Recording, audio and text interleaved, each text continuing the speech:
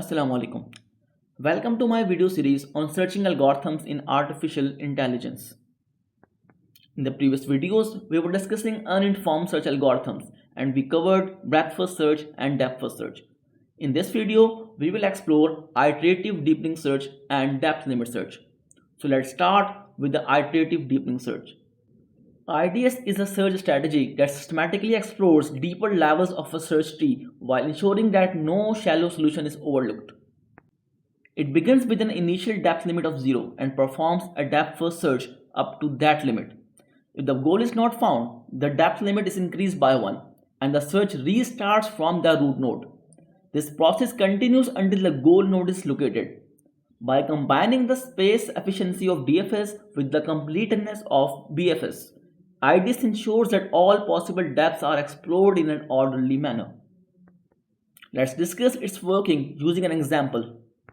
We have the same graph from the previous examples and we will apply iterative deepening search on it. Currently the depth limit is 1, so only 4 nodes are available to the algorithm, that are S, A, B and C. It will start with the root node and it will push A, B, C into the stack. Since depth limit is 1, it cannot go beyond this level. It will pop A, B and C and check if they are goal or not. Since the goal is not found, the algorithm will increase the depth limit from 1 to 2 and restart from the root node. Nodes D, E, G and F are at level 2. They will be considered as leaf nodes. So the connections between these 4, if exist, will be ignored. Now starting from S, it will again push A, B, C into the stack. It will pop out A and check for its neighbors. They are D and E. It will push them into the stack. Node D will pop out and we will check if it is goal node or not. Next is E node and it will be popped out and we will check if it is a goal node or not. Now we will pop D and we will add its neighbors to the stack. So the neighbor is G.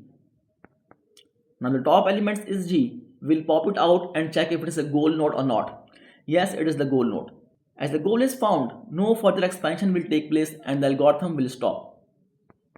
Now we will backtrack and find the path, and the path is SBG and the path cost is 8. Similar to BFS, iterative deepening search is both complete and optimal. Its time complexity is exponential. It is slightly worse than the BFS due to repeated work.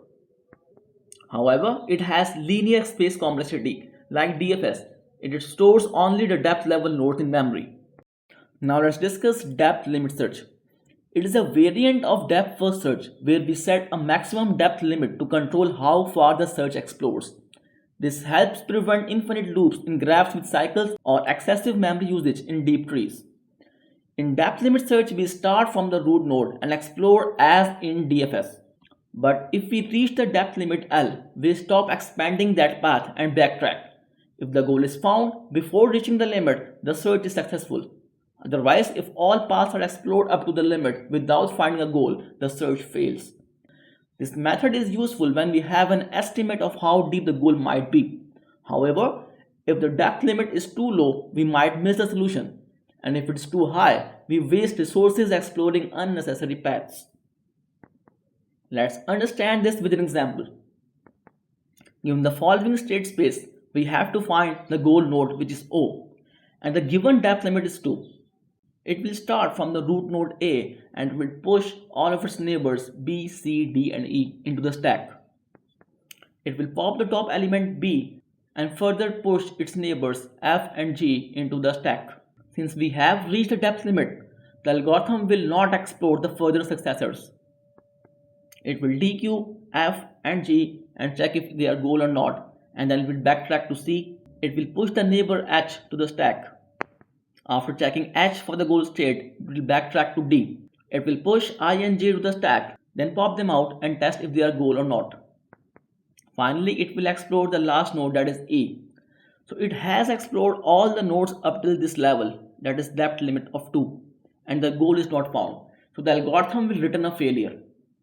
If we increase the depth limit to 4, the algorithm can then find the solution. Depth limit search is not complete. It may miss the deeper solutions. It is not optimal as well. It may find a longer path first. Its time complexity is exponential in terms of depth limit, and its space complexity is linear. So in today's video, we discuss iterative deepening search and depth limit search with algorithm, examples, and properties.